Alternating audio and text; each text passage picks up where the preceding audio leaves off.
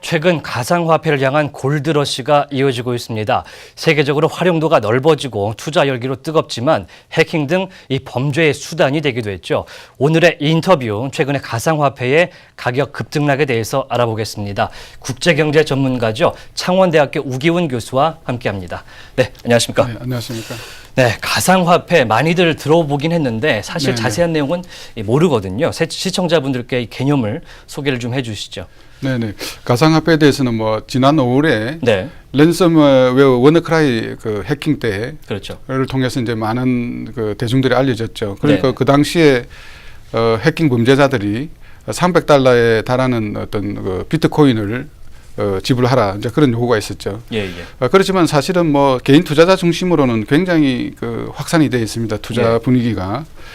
그래서 우리가 잘 알고 있는 뭐 비트코인이라든지 이더리움 이런 데를 정확하게 표현하자면 암호화된 전자통화다 이렇게 암호화된 전자통화. 예, 그렇게 이야기할 수 있습니다. 그러니까 지금까지 뭐 우리가 전자화폐라든지 가상통화가 있었죠. 네, 그런데 이런 통화와 다른 점은 이 가상통화가 법정통화와 교환이 가능하다는 점하고 그다음 중앙은행과 같은 중앙에서 관리 통제하는 기관이 없다는 점, 이런 점들이 이제 다른 차별화가 되겠죠. 네, 이런 점에서는 뭐 어떤 분들은 이 가상통화를, 비트코인 같은 가상통화를 중개인 없는 돈, 그러니까 money with no middleman 이렇게 네. 표현하는 중개인이 분들, 없는 돈. 예, 사람들도 있습니다. 예, 예. 그런데 사실 이 가상통화는 시초는 비트코인입니다. 네. 2009년도에 이게 사토시 나카모토라는 사람이 뭐 익명이긴 합니다만은 예, 예. 사람이 만들었죠. 예. 만들어서 사실 이런 가상통화에 있어서 가장 문제점은 동일한 돈으로 중복해서 지급하는 문제. 그러니까 이중 지불 문제가 항상 있는데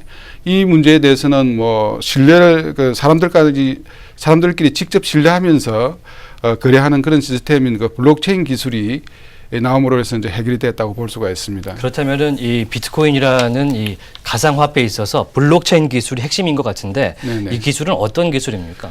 그래서 그 비트코인 자체가 블록체인의 하나라고 볼 수가 있습니다. 네. 그러니까 어떤 분들은 블록체인 기술이 제4차 산업혁명 시대에 가장 중요한 기술이다 이렇게 평가하는 분들도 많죠. 예, 그러니까 가상화폐 예를 들어보자면 우리가 금전거래, 금융거래를 할 때 모든 금융 기록들은 중앙은행이나 금융결제원에 저장되고 관리되고 또 통제되고 있지 않습니까? 그렇습니다. 예, 그렇지만 이제 이런 블록체인 기술에서는 P2P 거래, 그러니까 당사자 간 거래죠. 피어-투-피어 거래에서는 이런 거래 기록들이 각 어떤 노드, 그러니까 어떤 개인의 어떤 거래 시스템에 기록이 되는 거죠. 그래서 네. 이런 어떤 그런 어떤 그 비트코인의 네트워크에 들어있는 컴퓨터들을 저희들이 노드라고 그러는데 예, 이 노드가 세계적으로 한 8,000개 정도가 있습니다. 예, 예. 그러니까 이 노드를 갖다가 변조한다든지 아니면 해킹한다는 게 이제 사실은 이제 불가능하다고 보는 거죠. 네, 그러니까 말하자면은 어떤 거래 기록을 갖다가 분산시키고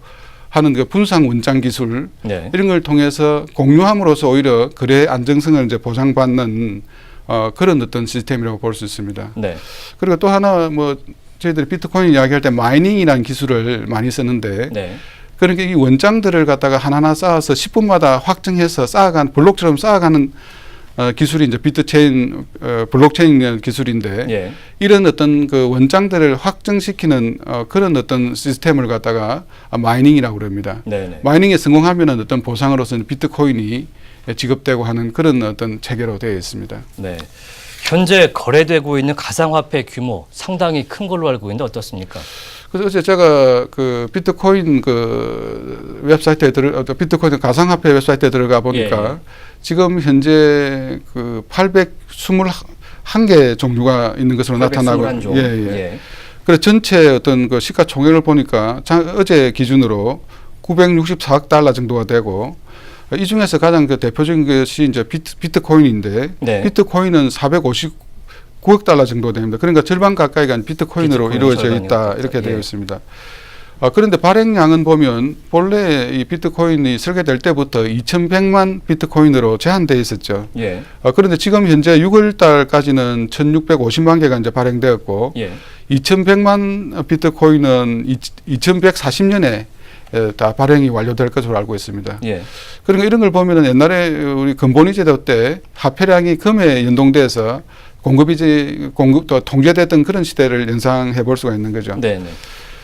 그리고 거래 규모는 대강 뭐 하루에 3조 5천억 3조 5천억 원. 원 정도로 이제 거래가 되고 있고, 우리나라에서도 뭐 통계는 여러 가지로 나오고 있습니다. 2천억 원에서 뭐 1조 원까지 나오고 있습니다만은 네. 어쨌든 우리나라의 거래 규모가 세계 1위에 기록할 때가 꽤 잦은 모양입니다. 잦은 이런 상황 보면 뭐 기억나실지 모르겠습니다만은 2010년도에 우리나라 파생금융 거래가 세계 1위를 3년간 했습니다. 네. 그런 이러한 어떤 현상들이 투기적 요인에 의해서 일어난다는 점에서 볼 때 상당히 이제 조심해야 되고 정확한 지식이 필요하다고 봅니다. 네, 네. 그리고 이제 국내에서는 뭐 거래소는 뭐 빗썸이라든지 코빗이라든지 코인은 이 세 개가 이제 빅3죠. 빅3가 예. 이제 영업을 하고 있습니다. 네, 질문을 좀 넘어가서요. 가상 통화의 가격 동향 좀 알아보고 싶은데 최근에 좀 급등락세를 보였었습니다. 문제가 그렇죠. 있던 걸로 알고 있는데 어떻습니까? 네, 상당히 이제 급등락을 보였었죠. 그러니까 6월 11일 날 정점을 찍었는데 예. 그 당시에 코인당 3,000달러를 넘었었죠. 그렇지만 이제 7월 17일 날 1,852달러로 떨어졌습니다. 그런 예. 이 이유는 그 당시에 그 세그윗 위기, 그러니까 이런 어떤 그러니까 어떤 그 비트코인의 어떤 업그레이드 그런 작업을 인해서 비트코인이 양분화될 그런 위기가 있었죠. 시스템이 바뀐다. 뭐 시스템이 바뀌고 그런 예, 블록체인을 이제 수정하는 그런 작업 때문에 예. 그 비트코인이 양분화될 것이다 그런 위기 때문에 거의 예. 한 40%, 40% 정도 떨어졌죠. 퍼센트. 예. 그러나 그 이후에 7월 20일 날 다시 2,800달러대를 이제 넘어섰다가 예. 오늘 아침에 보니까 다시 또 이게 떨어졌더라고요. 떨어지면서 이제 2,740달러 정도로 떨어졌습니다. 그러니까 예. 급등락이 심하긴 하지만 그 큰 트렌드로 보면 지난 연말에 코인당 752달러니까 지금 거의 한 4배 정도 급등한 것으로 그렇게 볼 수가 있습니다. 크게 봤을 때는 그게 그렇게 떨어진 것은 아니다. 그렇죠. 가상화폐 전망으로 좀 넘어가 봤으면 좋겠는데요. 네네. 8월 1일 날 뭐 양분화될 수도 있다 이런 얘기가 예. 나오고 있는데 예. 이 점에 대해서는 어떻게 생각하십니까?